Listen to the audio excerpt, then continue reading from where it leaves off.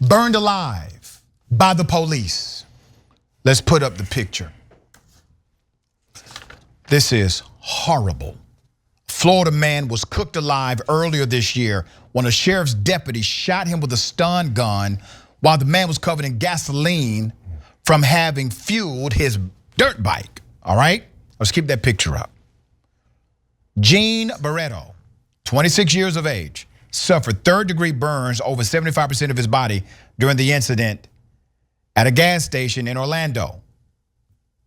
He is without skin on most of his body, with his skin having been burned off. He undergoes procedures that require his dead skin to be routinely peeled off of his body and will be replaced during a medically induced coma. Okay? Give you some background to this. The incident started when people called 911 on a group of motorcyclists who were pointing guns at people. Barreto's lawyer said in the statement that he was not armed, he has no criminal record, and that he was followed 5 miles out of the county into Orange County, where he stopped to fill up about a mile from his home.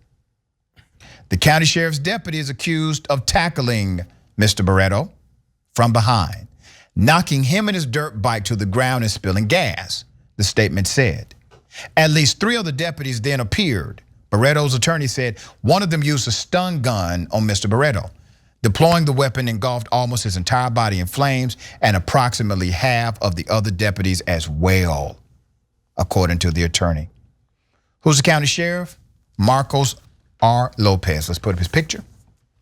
Now, I made some phone calls before doing this story today because I wanted to know, is there a protocol and prohibition to tasing someone who may have been exposed to gasoline?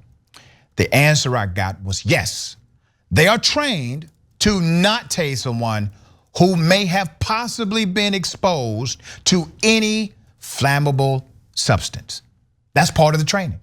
It's literally part of their actual certification to have a taser. You have to know you cannot tase someone or taser someone who has been exposed to anything that may light up. And it's really not for the person, ironically, is because of the injury it may cause to other people, all right? Which absolutely happened here. Jayar, thoughts? You were talking about injuries to other people is the first thing I thought. If it wasn't even the taser, the cops roll up and people on gas stations with guns out.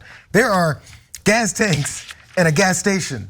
Like, I don't think you need training to understand that if you're firing weapons at people at a gas station, that they can ignite into a fire. And again, there was reports of someone getting, of motorcyclists pointing guns at people. And I don't know the point or degree to which this guy was connected with them.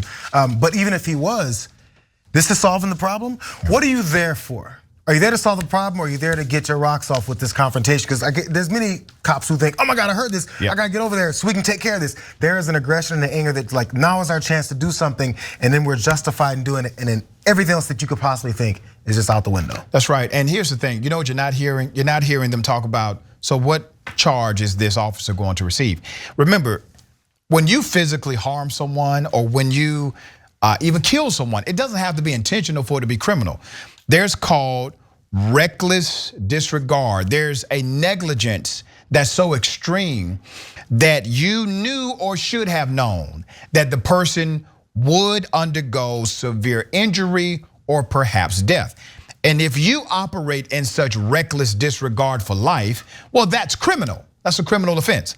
And to have someone taser an individual who they know or they should have known has been exposed to gasoline or a flammable liquid, and now this is their reality, well, that to me is criminal in nature, all right? And so we're gonna follow this story because naturally we wanna see justice.